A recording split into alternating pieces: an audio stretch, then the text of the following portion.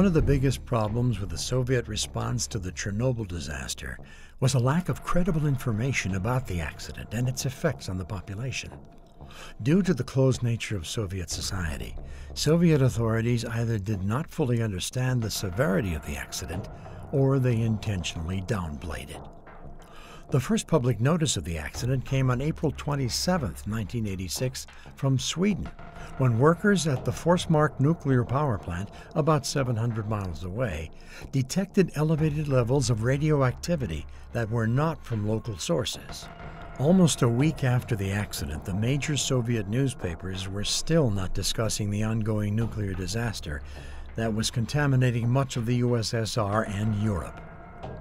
Soviet Premier Mikhail Gorbachev did not appear on television to discuss the incident until May 14, 1986, several weeks after the event. As a result, citizens were forced to turn to informal news channels, networks of associates, and whatever international news they could find on shortwave radios. The lack of reliable information about the accident and its effects created uncertainty, inefficiency, and suspicion that the incident was far worse than was being reported. Larisa Leonova and Vira Yakusha described the situation. It was a Monday. I believe it was 27th or 28th of the April. I came to work and one of my coworkers told me, "Did you hear the news that BBC is announcing?"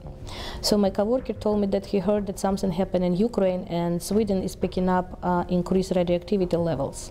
And I said, "I haven't heard of that." I'm sitting in the back seat of the car and a radio is on, and the radio is official Soviet radio, and there's a news report, and everything is contained in the Chernobyl, everything is fine, and Kiev, there is no danger at all in Kiev. I mean, the population should not worry.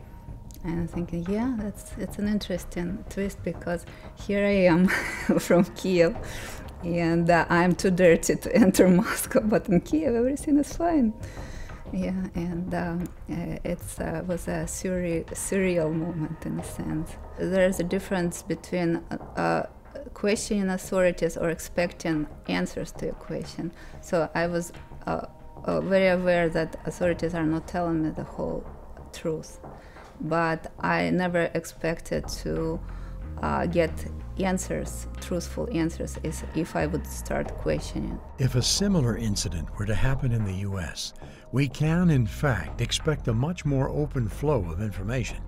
Not only would the major news media cover the disaster, but the U.S. Department of Homeland Security, the Centers for Disease Control, the U.S. Environmental Protection Agency, and other agencies would post information on what to do.